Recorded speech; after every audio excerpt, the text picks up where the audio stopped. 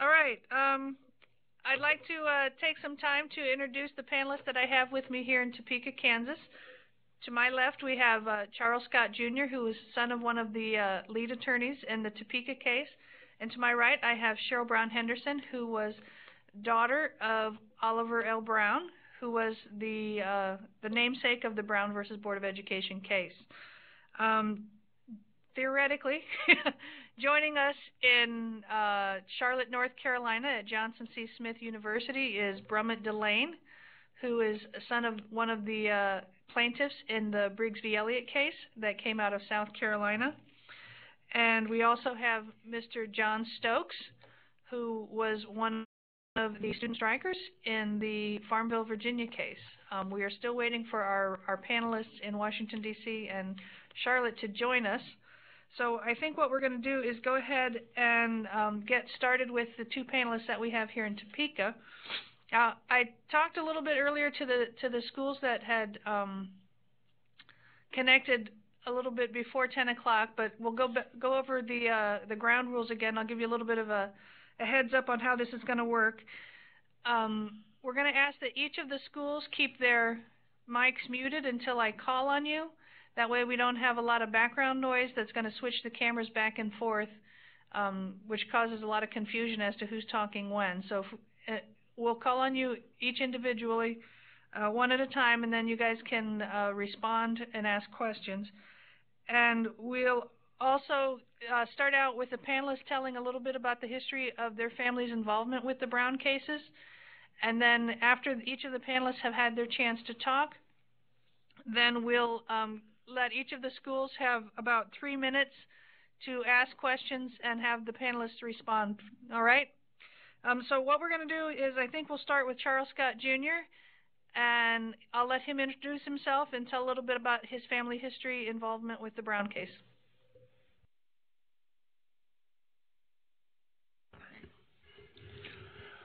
Good morning, everybody.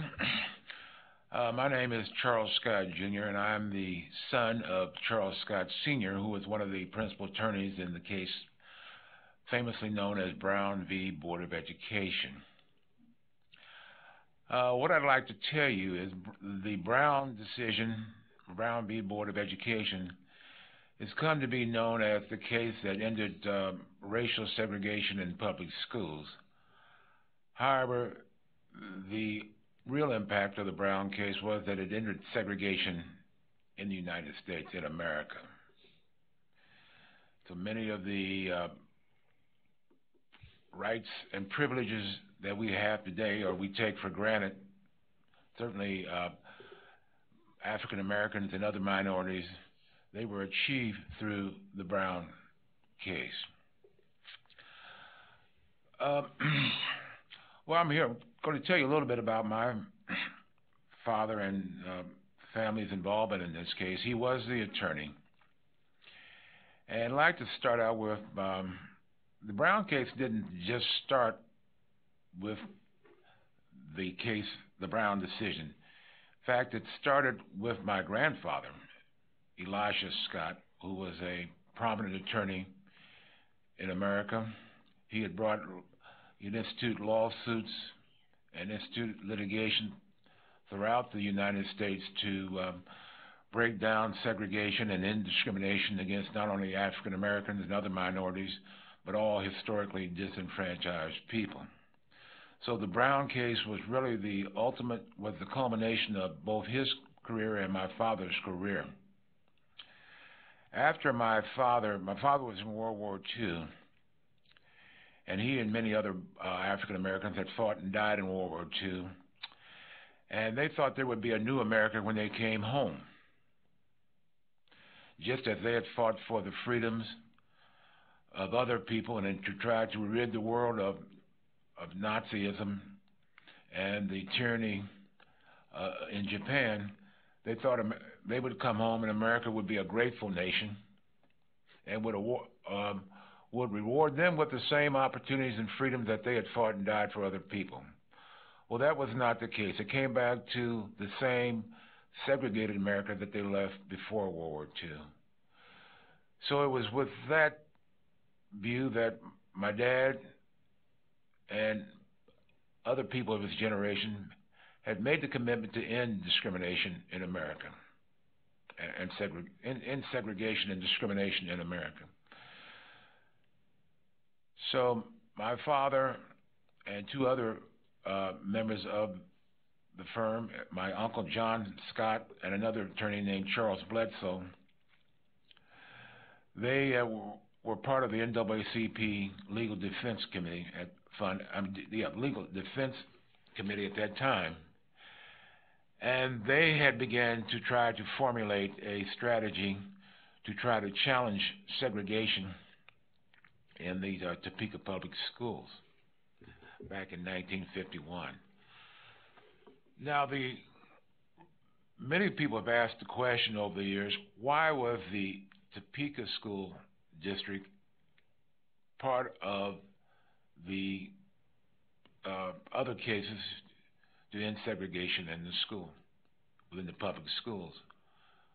Well, if it had not been for the Topeka School District being part of this group of cases that was challenging segregation,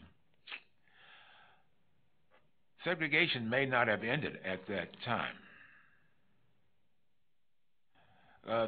Quite frankly, the schools in Topeka were not unequal to those of the white students. I'm a product of the Topeka segregated school system, at least through grade school, and our schools were of equal quality, both in terms of the facilities, as certainly in terms of the teachers, as were the white schools. We had outstanding teachers and very dedicated teachers. So, quite frankly, many African Americans at that time, why did we want to abolish that school system that had provided a quality education for our children? And of course, you may have that same question too. If you got a good school system, if you got good schools, what's your complaint? Even though they are segregated, African Americans were required to go to one set of schools, and the white children were required to go to the other. Now, our case was the Topeka case that was distinguishable from the other cases because the schools in the other cases in South Carolina and Virginia and Delaware and Washington, D.C., they were deplorable, quite frankly, to put it kindly. Many of these kids went to schools in tar paper shacks with outdated books and schools that looked like were around the turn of the century. They looked like Abraham Lincoln schools. So the schools in these other school districts were pretty bad. And the initial thrust from those districts was for their children to have better schools to go with. They fought for better schools. That was the most important goal for them. So